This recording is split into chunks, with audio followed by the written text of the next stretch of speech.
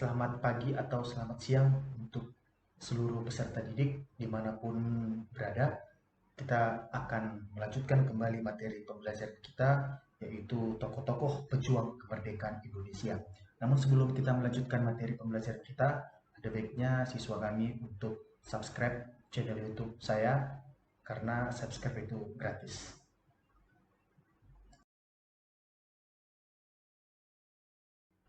Adapun materi pembelajaran kita adalah tokoh-tokoh pejuang kemerdekaan.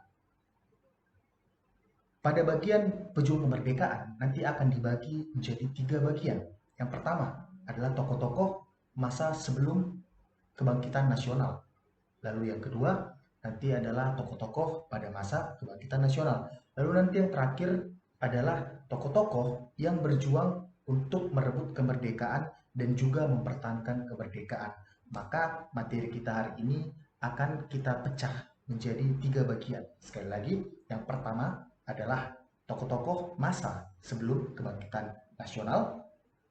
Yang kedua adalah tokoh-tokoh pada masa kebangkitan nasional. Dan yang ketiga adalah tokoh-tokoh yang berjuang merebut kemerdekaan pada proklamasi dan juga mempertahankan kemerdekaan.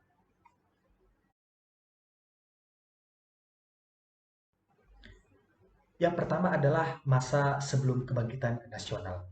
Yang pertama adalah Sultan Ageng Tirtayasa. Seperti yang sudah kita ketahui pada kelas 10 kemarin, siapa itu Sultan Ageng Tirtayasa? Sultan Ageng Tirtayasa adalah Sultan yang keenam di Kesultanan Banten. Yang kedua, beliau terkenal karena dia terang-terangan untuk menolak bekerja sama dengan Belanda. Dalam hal ini adalah VOC. Ya, dalam hal perdagangan tentunya. Lalu yang ketiga adalah pertempuran itu tidak dapat dielakkan pada 1656 sampai 1659. Bagaimana berakhirnya perlawanan daripada Sultan Ageng Tirtayasa ini? Perlawanan Sultan Ageng Tirtayasa itu berakhir karena anaknya sendiri, ya ini dalam hal anak kandung, ya ini anak kandung ya bukan anak tiri, dia tidak seperti bapaknya. Ya, dia tidak seperti Sultan Ageng Tirtayasa. Dia itu mau bekerja sama dengan VOC yang membuat Sultan Ageng Tirtayasa menjadi kecewa. Ya, maka nanti ketika jadi ini sistemnya Ageng ini dia bukan mati duluan gitu baru Sultan Haji naik, tapi masih hidup atau mungkin dalam artian sudah tua. Maka ketika anaknya Sultan Haji itu bekerja sama dengan VOC, ya Sultan Ageng mendengar dan dia pun melakukan perlawanan kepada dua pihak sekaligus, yaitu kepada VOC dan juga kepada kepemimpinan anaknya yaitu Sultan Haji. Ya. Baik, yang kedua adalah perlawanan daripada Sultan Hasanuddin. Ya, tokoh Sultan Hasanuddin. Sama juga pada kelas 10 kita sudah membahas bahwa Sultan Hasanuddin ini adalah raja dari Kesultanan Goa. Ya, raja atau sultan dari Kesultanan Goa. Lalu poin berikutnya adalah Sultan Hasanuddin ini dijuluki sebagai ayam jantan dari timur. Nanti boleh dilihat di buku itu ada apa namanya? Ada bahasa Belandanya, ya. Kenapa dijuluki sebagai ayam jantan dari timur? Sudah saya jelaskan waktu kelas 10, definisi ayam itu adalah dia akan bertarung sampai titik darah penghabisan, sampai mati. Ya, karena keberaniannya dalam melawan VOC atau dalam melawan Belanda sehingga dia dijuluki oleh pihak asing sebagai ayam jantan dari timur. Lalu yang ketiga adalah perlawanan Nasaruddin itu dilemahkan dengan perjanjian Bungaya. Seperti yang sudah kita pelajari juga di materi sebelumnya, perjanjian Bungaya itu antara lain adalah Kesultanan Goa harus membayar utang, lalu juga Kesultanan Bone itu harus diakui, ya karena ketika itu Belanda dibantu oleh Arupalaka. Yang ketiga adalah Kapitan Patimura. Siapa sih yang tidak kenal dengan Kapitan Patimura? Itu ada di uang 1000 yang lama. Ya, kalau ada yang masih simpan boleh dilihat Patimura itu yang seperti ini memegang apa namanya parang ya.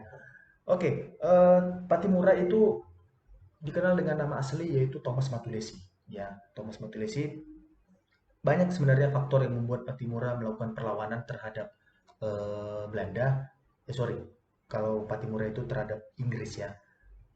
Perlawanan yang dilakukan oleh Patimura itu antara lain ada karena diterbitkannya uang, ya. Padahal sebelumnya mata uang di Maluku itu sudah ada, namun Inggris memaksakan, ya. Lalu berikutnya yang makin membuat Patimura marah adalah karena Inggris memaksa agar para pemuda Maluku itu masuk militer. Itu yang paling membuat dia benci dengan Belanda, sehingga dia melakukan perlawanan beserta dengan beberapa rekan yang lain, ya. Itu ada Christina Tiago, lalu ada iparnya, ya kan, yaitu Paulus Tiago dan juga yang lain-lain. Dan pada 11 November 1817 Patimura itu ditangkap, dan pada 16 Desember 1817 itu Patimura dihukum gantung. Tapi banyak sekali tokoh-tokoh yang lahir setelah Patimura ini ditangkap dan juga dihukum gantung. Yang keempat adalah Pangeran Diponegoro. Pangeran Diponegoro merupakan putra daripada Kesultanan Hamengkubuwono yang ketiga.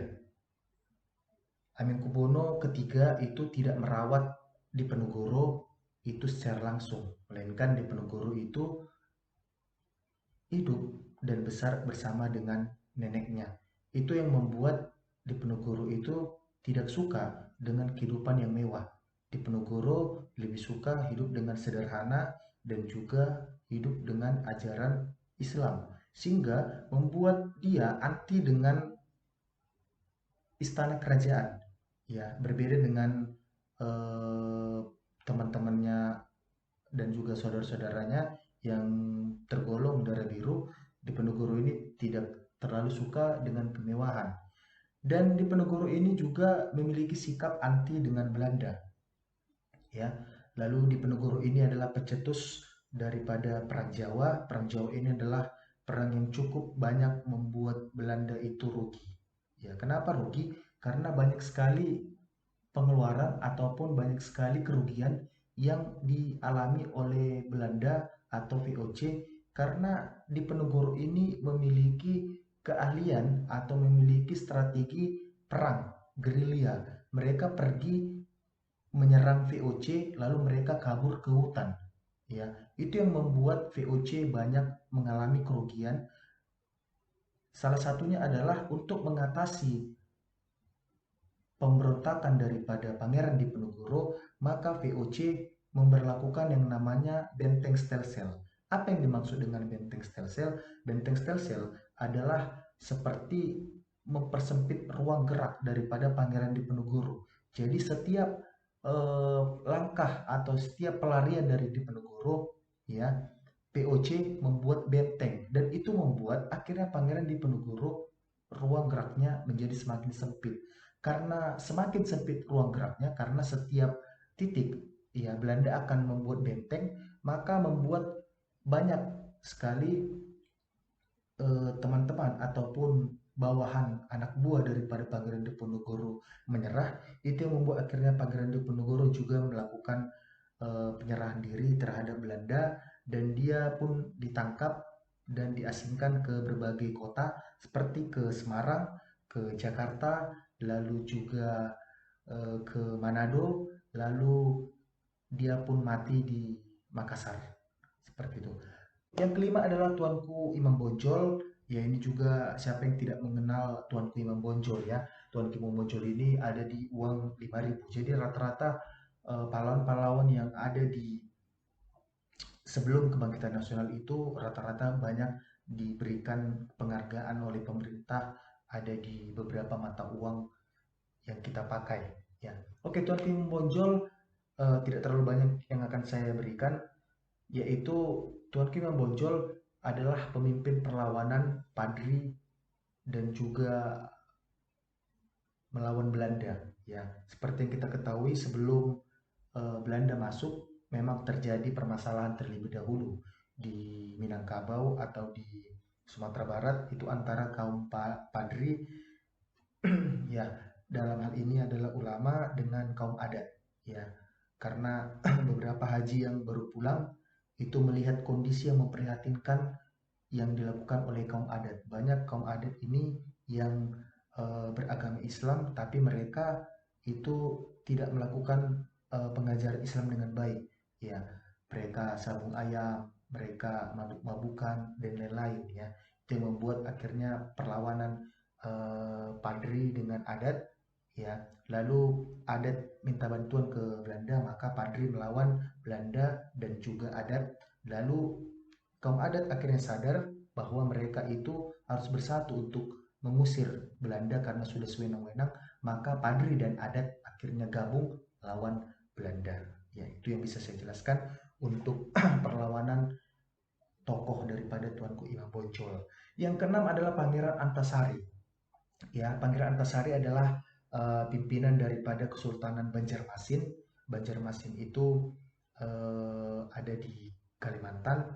Ya, untuk Pangeran Antasari ini dia melakukan yang namanya perlawanan itu dengan cara mempersatukan gerakan-gerakan dari berbagai desa. Jadi dia melakukan kunjungan ke berbagai desa dan mengumpulkan massa sehingga semua kekuatan daripada Kesultanan Banjar itu kuat dan akhirnya mampu mengusir daripada Belanda. Oke, yang ketujuh adalah I Gusti Ketut Jelantik. Ini cukup menarik. Untuk I Gusti Ketut Jelantik ini, dia ini adalah seorang ahli dalam strategi perang. Ya, ini dari Bali. I Gusti Ketut Jelantik itu terkenal karena dia melawan Belanda. Ya, di Bali itu terkenal dengan istilah hukum tawon karang. Ya. Apa itu istilah sorry, apa itu hukum tawon karang? Tawon karang. Hukum tawon karang itu adalah apabila sebuah kapal yang tersesat ataupun yang terdampar di Bali, maka itu akan menjadi milik daripada masyarakat Bali. Sekali lagi, apabila ada kapal yang terdampar di Bali, maka di perairannya ya, maka itu akan menjadi milik masyarakat Bali. Tapi itu ditentang oleh Belanda. Ya, itu ditentang oleh Belanda, mereka meminta kapalnya kembali. Itu yang membuat I Gusti Ketut Jelantik marah karena merasa Belanda tidak menghargai hukum adat mereka. Ya. Dan akhirnya terjadilah pertempuran antara I Gusti Ketut Jelantik dan juga dengan Belanda.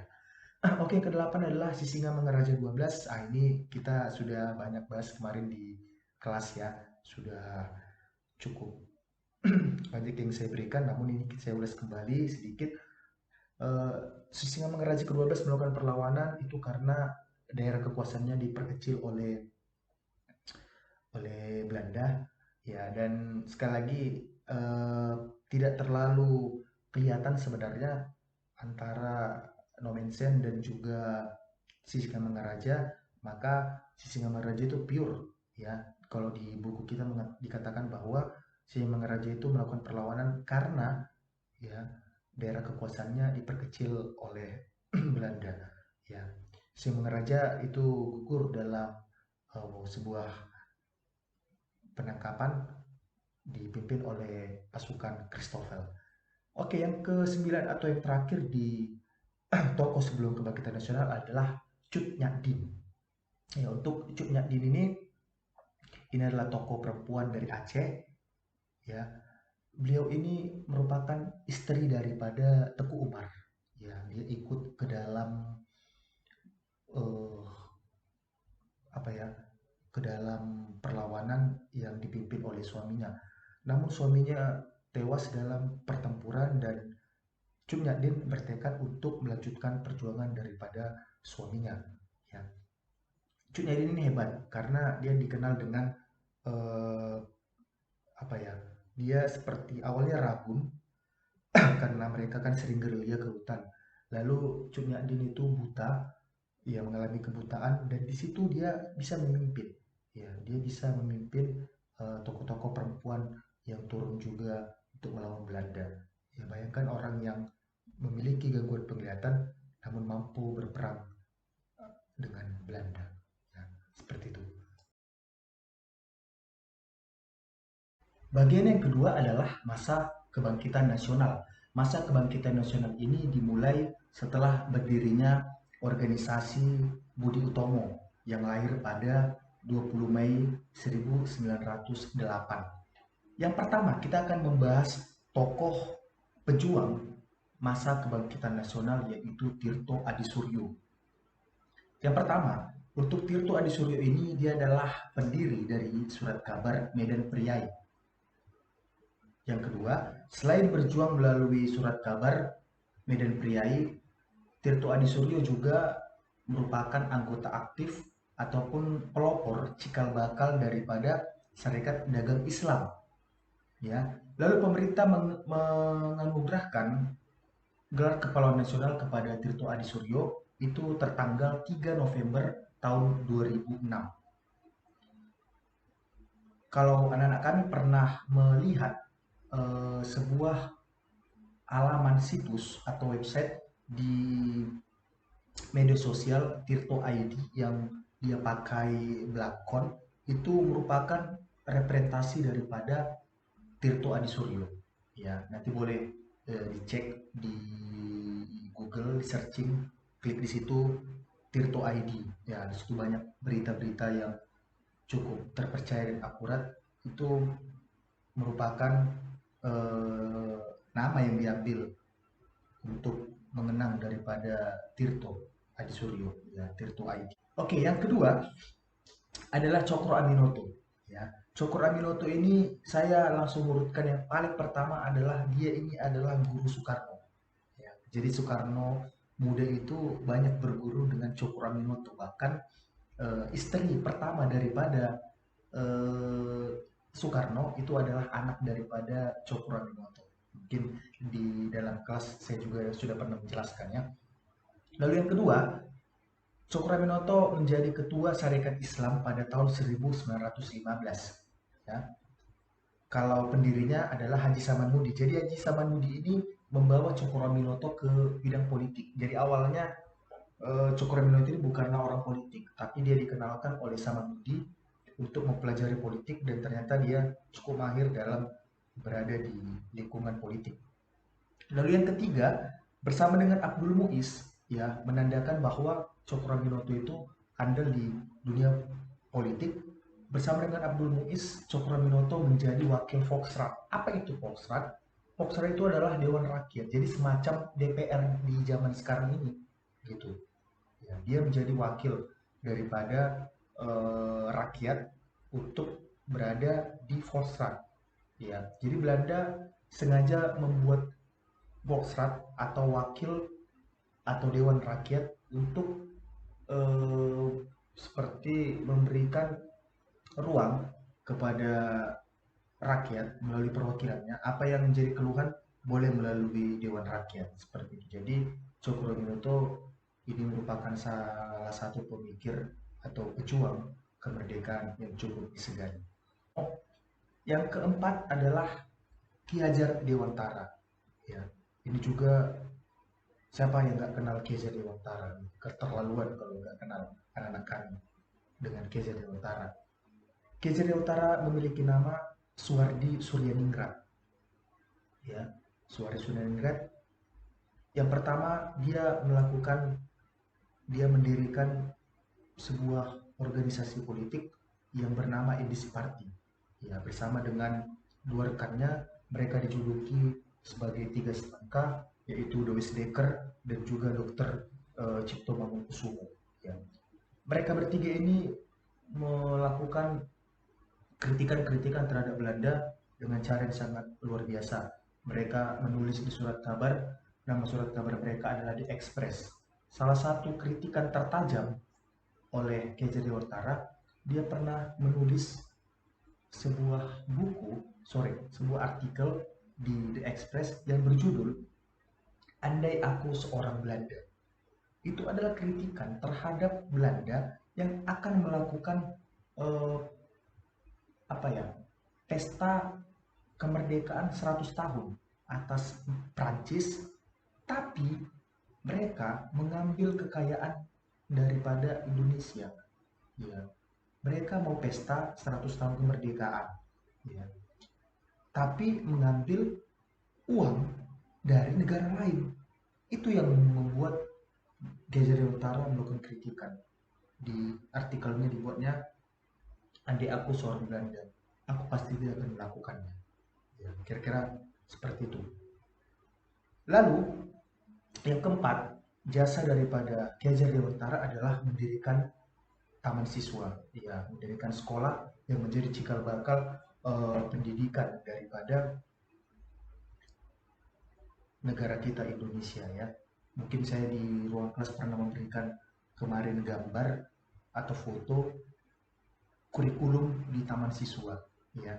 Banyak yang kita pakai ya kan, banyak yang kita serap sebagai kurikulum eh, sekolah di saat sekarang ini. Oke, juga terkenal dengan tiga metode pengajaran daripada Ki Hajar Dewantara itu yang hampir lupa saya.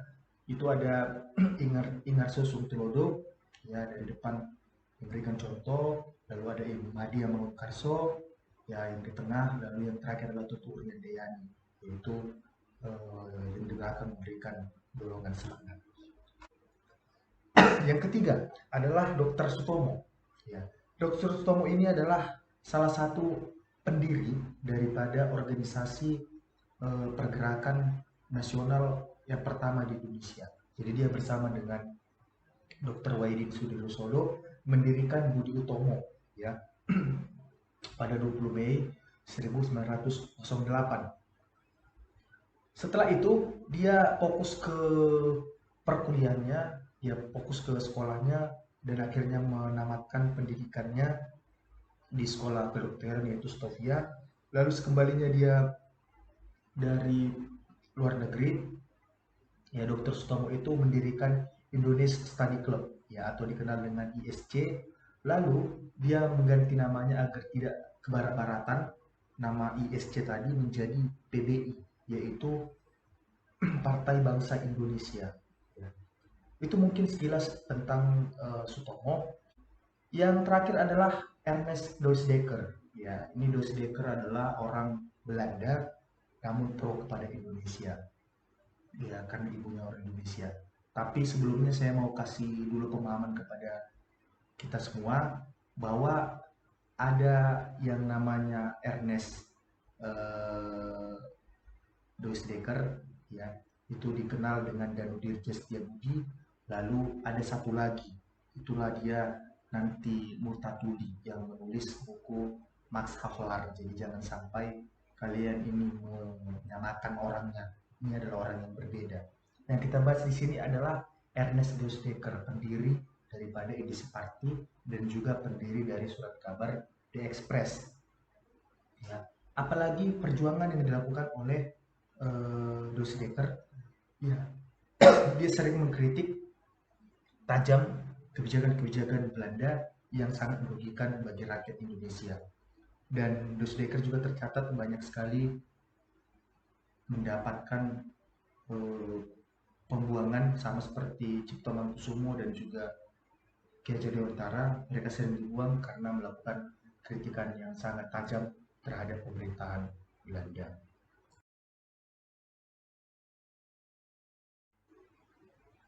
Baik, yang terakhir adalah masa proklamasi dan mempertahankan kemerdekaan. Ini jelas adalah setelah kita mengalami fase yang namanya mau merdeka dan juga setelah merdeka. Yang pertama tentu saja adalah sang proklamator yaitu Insinyur Soekarno. Yang pertama, Soekarno itu adalah lahir di Blitar di Jawa Timur. Lalu yang kedua, Soekarno itu mengenyam pendidikan di folk school atau sekolah rakyat. Lalu pada tahun 1925, Insinyur Soekarno itu mendirikan sebuah tempat belajar atau tempat diskusi belajar yang bernama Algemen Study Club dan itulah nanti yang akan berubah nama atau cikal bakal daripada Partai Nasional Indonesia ya. Algemen Study Club itu tadi didirikan di Kota Bandung. Pada tahun 1928 bersama dengan tokoh-tokoh PNI lain, Insinyur Soekarno itu ditangkap. Dan setelah ditangkap, 2 tahun kemudian, Insinyur Soekarno itu dipindahkan ya ke penjara Sukamiskin. Dan di dalam penjara itulah Soekarno berhasil ya membuat sebuah pledoi. Pledoi itu seperti tuntutan. Ya, arti pledoi itu adalah tuntutan yang isi daripada pledoi tersebut namanya cukup terkenal yaitu Indonesia Menggugat. Dan disitulah banyak sekali menimbulkan kecaman dari pihak Belanda karena Soekarno sudah di penjara pun dia masih sempat menyebarkan semangat kemerdekaan kepada pemuda-pemuda yang lain. Setelah bebas dari penjara, Soekarno bukannya tobat, ya dia tetap beraktivitas di dunia politik dan dia bergabung dengan Partindo seperti yang sudah kita pelajari kemarin. Setelah PNI tokonya ditangkap, ya akhirnya mereka pecah, ada ke Partindo dan satu lagi ada PNI baru. Partindo dipimpin oleh Sartono, sedangkan PNI baru itu dipimpin oleh Muhammad Hatta. Lalu apalagi jasa dari Insinyur Soekarno ketika hendak merdeka, dia merupakan ketua daripada PPKI. Lalu Insinyur Soekarno adalah penulis atau perumus daripada teks proklamasi dan juga membacakan teks proklamasi tersebut di Jalan Pegangsaan Timur nomor 56. Dan juga yang terakhir pastinya adalah Insinyur Soekarno merupakan presiden daripada Republik Indonesia yang pertama.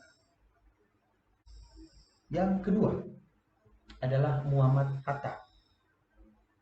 Muhammad Hatta merupakan ketua Perhimpunan Indonesia yang awalnya bernama Indische Vereniging. Ya, 25 September 1927 dia ditangkap dan dipenjara karena dituduh hendak melakukan pemberontakan terhadap Belanda. Ya.